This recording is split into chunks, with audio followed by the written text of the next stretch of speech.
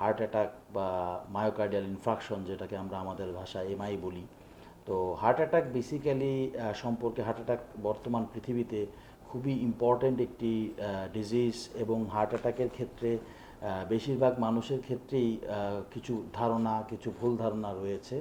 তো বর্তমানে সারা পৃথিবীতে যত নন কমিউনিকেবল ডিজিজ আছে, তার মধ্যে মৃত্যুর হারের দিক থেকে সব থেকে বেশি কিন্তু এই মায়োকার্ডিয়াল ইনফ্রাকশন বা হার্ট অ্যাটাক থেকে হয়ে থাকছে। এবং সেই ক্ষেত্রে বয়সের পরিসীমাটা আগে যেখানে আমরা 60 ঊর্ধ্ব চিন্তা করতাম, বর্তমানে এটা অলমোস্ট 35+ বা 40 ইয়ার্স, 40 বছরের পাশাপাশি চলে এসেছে। সারা পৃথিবীতে 2025 সালের একটা ডাটা অনুযায়ী সারা পৃথিবীতে প্রায় 20 মিলিয়ন পিপল প্রতি বছর হচ্ছে হার্ট অ্যাটাক করে মৃত্যুবরণ করছে। তার পাশাপাশি মৃত্যুর হারের দিক থেকেও এটি বর্তমান পৃথিবীতে সব থেকে 1 নম্বর আমরা বলতে পারি। তো তার পাশে আমরা যদি আমাদের বাংলাদেশের সামগ্রিক অবস্থা বিবেচনায় যদি আমরা বলে থাকি, প্রায় 38 মিলিয়ন পিপল এভরি ইয়ার প্রতি বছর মৃত্যুবরণ করছে। এবং আমাদের এখানে আর্লি এজে মৃত্যু, হার্ট অ্যাটাকে যে মৃত্যুর যে বয়সটা, এটাও কিন্তু অনেক বেশি অংশে কমে এসেছে। তো আমরা হার্ট অ্যাটাকটা আসলে কি, হার্ট অ্যাটাকটা বেসিক্যালি যেটা হয় যে হার্ট তার সমস্ত শরীরকে যেমন রক্ত দেয়, হার্ট নিজে কিন্তু 3টা বড় বড় রক্তনালীর মাধ্যমে রক্ত পায়। এই 3টা বড় বড় রক্তনালী যে কোনো একটা বা যে কোনো 2টা বা যে কোনো 3টা অনেক বছর ধরে আস্তে আস্তে ব্লক হতে হতে যখন সম্পূর্ণরূপে ব্লক হয়ে যায়, হার্টের একটা নির্দিষ্ট অংশ রক্তশূন্যতা থেকে পচে যায়। যখন পচে যায় তখনই দেখা যায় যে আমাদের হার্টের মধ্যে হার্ট অ্যাটাক হয়ে যায়, এবং তখনই কিন্তু দেখা যায় মায়োকার্ডিয়াল, আমরা এই কন্ডিশনটাকে মায়োকার্ডিয়াল ইনফ্রাকশন বলি। এবং এই সকল ক্ষেত্রে দেখা যায় যে পরবর্তীতে আমাদের হার্ট বন্ধ হয়ে যাওয়ার, অর্থাৎ হৃদযন্ত্রের ক্রিয়া বন্ধ হয়ে যাওয়ার একটা পসিবিলিটি থাকে। একটা স্ট্যাটিস্টিক্সে দেখা গেছে যে অলমোস্ট 50% কেসে পেশেন্ট স্পটেই কলাপস করে, এবং পরবর্তীতে দেখা গেছে যে 40% কেসে on the way to the hospital, অর্থাৎ হাসপাতালে যাওয়ার পথে মৃত্যুবরণ করে। 10% কেসে আমরা এমার্জেন্সিতে পেশেন্টকে সার্ভাইভ করাতে পারি, এবং 5% কেসে হয়তো আমরা পেশেন্টকে এমার্জেন্সিতেও হারাই ফেলি। তো এই স্ট্যাটিস্টিক্সটা হয়তো বাইরের দেশের ক্ষেত্রে করা, আমাদের দেশের ক্ষেত্রে পরিস্থিতি আরও ভয়াবহ।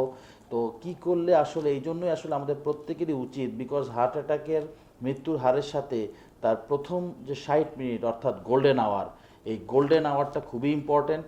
এই প্রথম 60 মিনিটের মধ্যে আমাদেরকে অবশ্যই পেশেন্টকে এমার্জেন্সিতে নিয়ে যেতে হবে।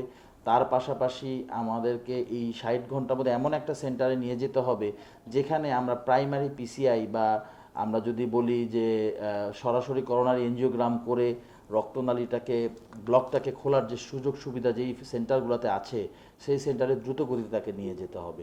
তো এই জন্য আসলে আমাদের সবারই হার্ট অ্যাটাকটাকে পরিচর্যা করা বা হার্ট অ্যাটাককে চেনাটা আমাদের খুবই জরুরি। সচরাচর ক্ষেত্রে দেখা যায় যে হার্ট অ্যাটাকের ক্ষেত্রে সর্বপ্রথম আমাদের বুকের বাম পাশে ব্যথা হয়, এবং এই ব্যথাটা আমাদের হাতের বাম পাশে, ঘাড়ে, আমাদের গলার দিকে, আমাদের মুখের দিকে, অথবা অনেক ক্ষেত্রে ডান পাশেও যেতে পারে। তবে বর্তমান সময়ে আমরা কার্ডিয়াক ইমার্জেন্সিতে দেখেছি যে প্রায়ই আমরা burning type of chest pain, অর্থাৎ বুক জ্বালা পোড়া টাইপের পেশেন্ট বেশি পাচ্ছি। এবং এই ধরনের রুগীদের ক্ষেত্রেও কিন্তু হার্ট অ্যাটাকটাকে আমরা ইগনোর করতে পারি না। উপরের পেটের ব্যথাটাকেও কিন্তু আমরা ইগনোর করা ঠিক না, কারণ অনেক সময় হার্টের যে নিচের ওয়াল, সেটাতে যদি পচন ধরে, সেই ক্ষেত্রে কিন্তু ব্যথা আমাদের উপরের পেটেও হতে পারে। তো অনেকাংশে আসলে হার্ট অ্যাটাকের যে লক্ষণের সাথে আসলে ইসিজি চেঞ্জ দেখে ডাক্তার সাহেবরা আসলে পরবর্তীতে ডায়াগনোসিস করেন। রক্তের ট্রপনি নাই, একটি টেস্ট আমরা করি। তো হার্ট অ্যাটাকের ক্ষেত্রে আসলে সবথেকে বড় কথা, হার্ট অ্যাটাক যতটা না আপনার, এটা একটা প্রিভেন্টেবল ডিজিজ। আমরা যদি অনেক আর্লি এজ থেকে আমাদের জীবনের যে লাইফস্টাইল শৃঙ্খলাটাকে মেনে চলি, এবং তার পাশাপাশি যদি আমরা আমাদের খাদ্যাভ্যাসে পরিবর্তন নিয়ে আসি, আমরা কায়িক পরিশ্রম, অর্থাৎ প্রতিদিন 30 মিনিট করে হাঁটাহাঁটি করি, সেই ক্ষেত্রেও কিন্তু আমাদের হার্ট অ্যাটাকের একটা বড় ঝুঁকি থেকে আমরা এড়াতে পারি।